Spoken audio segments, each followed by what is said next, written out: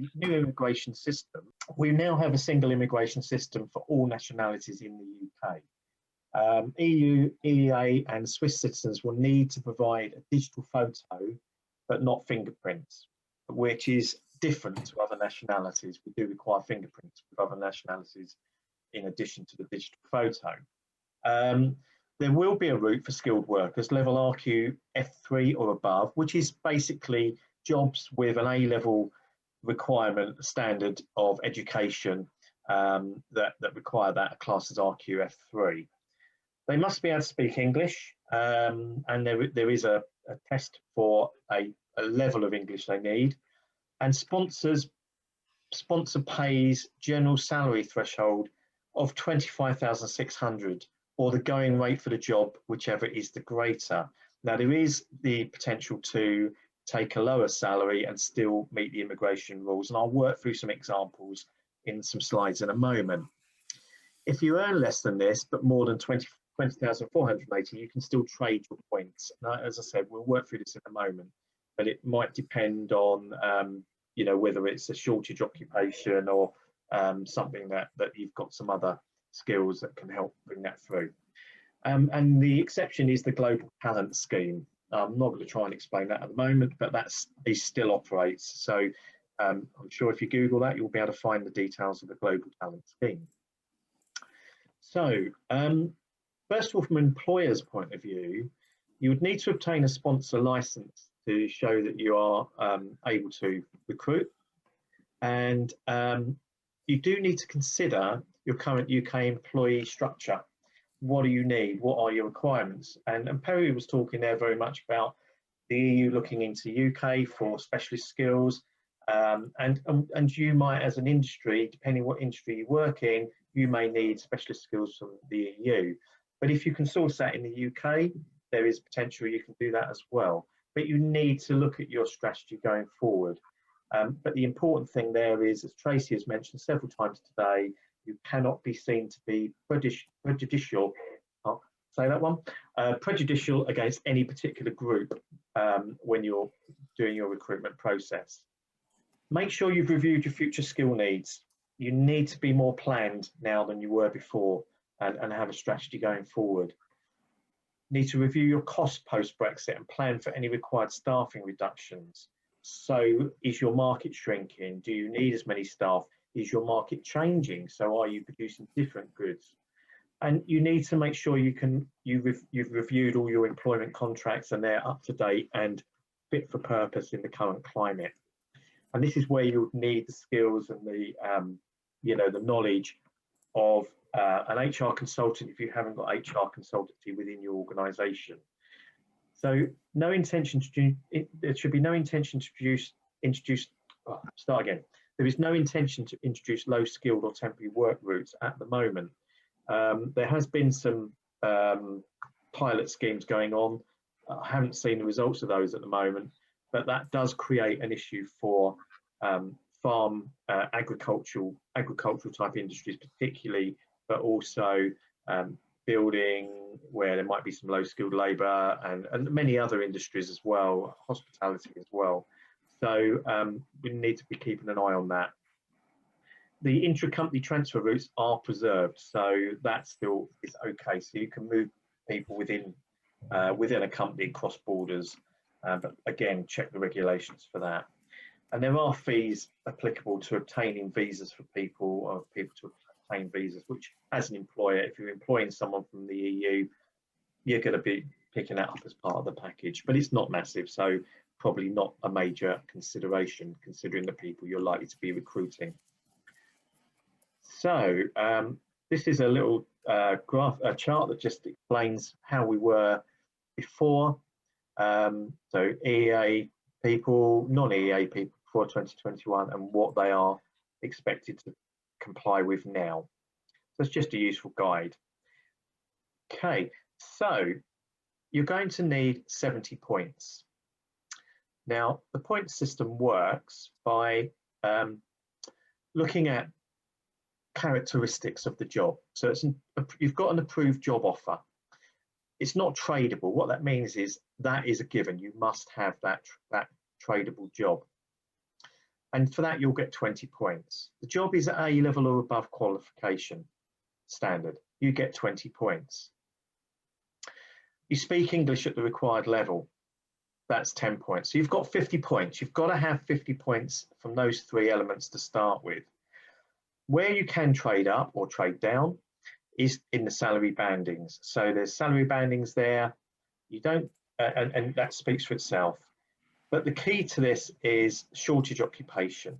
And we'll explain how that works in a moment as well, and where that might fit into a job application. And there's a few other elements there. So you can see where you can get the points from. So, for example, we'll work through three examples now. So you're employing a director. Obviously, you've given him a job offer. You're able to give a job offer. The education requirement for that job is obviously above A level standard or above. The director, he or she speaks English, so they get their 10 points, and the salary is 45,000 a year. 20 points, easy. 70 points straight away. So you should be able to employ someone from the EU in that sort of role very easily without too much difficulty. A university researcher is a good example. Job offer, over A level standard, and they speak English. The salary is only £22,000, and we've seen before that you get no points from that. But because this person needs to have had a PhD, STEM PhD, which is, I believe, as I understand it, a PhD that is specific to university research in this instance, they would qualify and get 20 points. So again, the 70 point barrier is cleared. Then you might have, finally, a skilled chef. They've got their job offer, they've got their points from the educational standard. They might not actually have A levels, they may have worked their way up through and trained, but a skilled chef educationally would need to be of that standard. They speak English, they get their 10 points for that. So 50 points straight away. The salary is only 21,000. But skilled chefs, and I was surprised at this, but they are classed on the shortage occupation list. Well, I thought we had plenty of chefs in this country, but apparently not. So they are on the shortage occupation list. So because of that, they can get 20 points. So you can import your French chef or Italian chef to come into work in the UK and get past the 70 points threshold.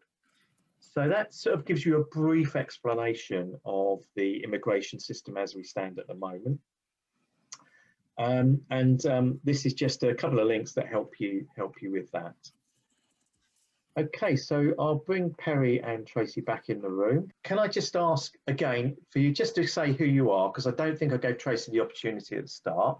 So exactly who you are and what company you work for, and then make any other comment that you have to finish off the webinar for us. That'd be great. Sure. My name is Tracy Munro. I work for a company called MAD HR Limited. We are an outsourced human resources consultancy. We work with businesses across all sectors and all sizes, typically SMEs, but we do have some larger clients as well. We tend to work more with our clients on a strategic level rather than the more transactional, processional HR work. But we are able to undertake the full HR remit. In terms of what we've just been through today, I can't emphasize enough about discrimination. That's the key tripping point for a lot of employers here with this, is if they get it wrong, it can be discriminatory, and that can cost a lot of money if you don't get that right. Discrimination claims are uncapped at an employment tribunal, and as I said earlier, they apply to the recruitment process as well as employed staff, and some employers don't understand that if they are seen as being discriminatory during the recruitment process, that can result in a valid claim at the tribunal. So I think for all employers, be aware of that. If you need any support, feel free to give us a call or speak to any HR advisor. But if you don't have the in-house resource and you're looking at recruiting from either with your body of staff at the moment and what you need moving forward in terms of non-UK staff, or you're looking at recruiting from overseas. I think Perry's given classic examples of why you need to have a recruitment consultant on board with your recruitment. But I think also in terms of just the HR elements of what we've been talking about, these things really are critical. And you've already highlighted, Mike, potential £20,000 fine if you're found to have an illegal worker. And those fines are non-negotiable. That's it. If they find that you've got an illegal worker on board, then those are the fines that you have to pay. So these are potentially the risks with this, are potentially the things that could close a business down if they don't get it right. Yeah, and I just might clarify that point. It's very easy to cross the line from being non-discriminatory to being discriminatory without even realising it. Absolutely. As an employer. So you do need the skills and expertise. So trying to do it on your own isn't always a great idea. So yeah, do get the skills and expertise in there. Sorry, Perry, do you want to just quickly just explain again who you are and yeah, finish off with some closing remarks? Be great. Yeah, okay. Thanks, Mike. I'm Perry Sunshine. I'm the Managing Director and founder of Canfield Scott. We're a specialist recruiter based in the UK, but working on mid to senior level positions across all of Europe. Functionally and skills-wise, we're closely connected to supply chain, logistics, transportation, operations, purchasing. So anything to do with the making of products, the moving of products, or the buying of raw materials to make those products are the primary skill sets that we work in. We also have a connection to the HR world, and some of our customers have requested us to help them find people in the HR space, like Tracy. We are based in the UK, but as I said, we're not restricted to just working positions here. And the industry, we have a cross-industry focus. So we have three main streams. So one is the automotive, industrial, manufacturing side. One is the pharmaceutical, life sciences and chemical side. And the other one is the consumer goods and retail side. Sometimes we do services, but we're primarily about companies that make stuff.